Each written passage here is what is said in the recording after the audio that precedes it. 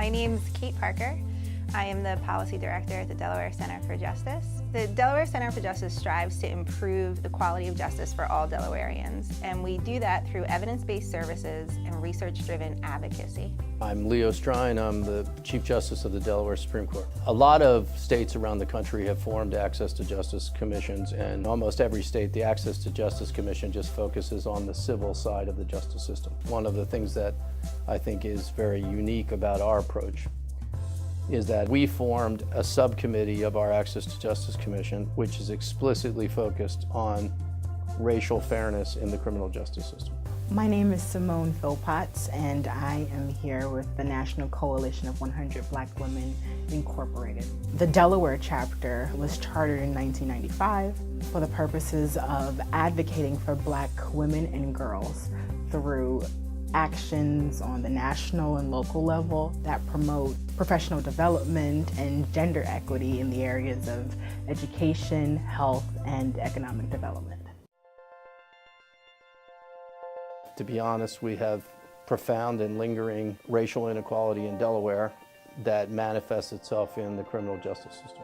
When we first did our criminal code, a comprehensive criminal code in the early 1970s, it was the product of several years of studies among all branches of government. Was based on the model penal code. Since that time, it's simply grown and grown and grown. There are many, many crimes that are not in the criminal code. They're spread around the code. We've duplicated crimes. Things like a Class A felony. You say, Class A felony must tell you something about what the person's going to get. No. A Class A felony could have 20 or more different sentencing ranges. Right now, the decision about who is detained and who is released pre-trial, those people who are presumptively innocent, is left entirely in the hands of third-party business people. And this fails us on both ends. People who perhaps we think ought to be released are able to buy their freedom, and those who don't present any real danger to the community are sometimes detained because they lack even $50, $500 to be released. As you know, we have our first African-American Congresswoman. We have a state senator that's African-American woman who is retiring. So we have a little bit of representation, but we are 12% of this population. And that's not indicative of the leadership that we have. Also, when you look at education, girls are performing lower than their counterparts, but they are disciplined at a higher rate. Black women are highly represented in the labor force. We have been working since day one, yet we are more likely to be living in poverty. The name of the report is The State of Our Union, Black Girls and Women in Delaware. So this report takes into account criminal justice, health, leadership, economic development, and education within the state and throughout the state of Delaware as the status of Black women and girls. The goal is to move away from a resource-driven system, one that allows the access to resources to make the determinations about who's detained and who's released, and move towards one that's driven by risk, so that that decision is made entirely based on how likely is it that this person's going to remain law-abiding if they're released? How likely is it that this person's going to come to court as directed? So the Delaware Center for Justice was a recipient of a federal grant that was designed to coordinate a statewide initiative to look at ways we can improve our system. Researchers were able to take our criminal justice data, our outcomes, and create a tool specifically for Delaware with Delaware's data. And the team came together and created a draft of a decision-making framework that we hope will replace traditional bail guidelines. We've seen our Department of Corrections make real strides in stratifying their supervision levels. So when we first started, DOC was supervising everybody at the same level. And so what the Department of Corrections has done now to make a better use of their resources, and also to recognize that the dangers associated with over-supervising people are just as great as they are with under-supervising people, right?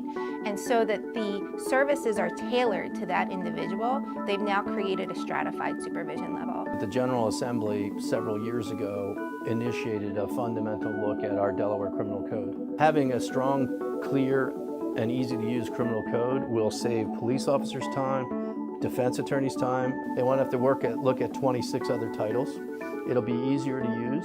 So I think this is one where in an era where we're looking for bipartisan things, where things that don't divide us by party, this is good government reform. We have a lot left to do with bail reform. And one of the heaviest lifts really is going to be the legislation that we're hoping will be introduced this spring. The first piece is a piece of legislation that proposes amending our state constitution to expand the list of circumstances for which defendants can be held without bail. The second piece to that is just as critical, and it's the supporting legislation, which provides not only the categories of offenses or circumstances that would be eligible for detention without bail, but also enumerates all of the rights that will be afforded to defendants who are eligible for detention. We were recently awarded a grant from the Fund for Women to launch our Mary Ann Shadd Senator Margaret Rose Henry Civic Engagement Program. What that is an opportunity for us to increase the percentage of civic participation of Black women throughout the state, whether it be their neighborhood civic association, state legislation, city, county, what have you. Just get them more engaged and more involved. We're working really hard to create a community court. We're going to be able to move our JP court in Wilmington into the courthouse. And all the courts are working cooperatively with partners to try to create a community court concept where there are more community-based alternatives for offenders, where we connect them to needed services, and where we open up the courthouse once a week to the community. So we're going to try to organize ourselves to be as efficient as possible so that we can connect each kind of offender who has a specific need in the most efficient way to the providers. This is something where those of you in the audience, we'd love to get you involved, because it's just that community court means a different approach to justice, something that's more restorative and productive in the long run. People can do at least 3 things to get involved with bail reform.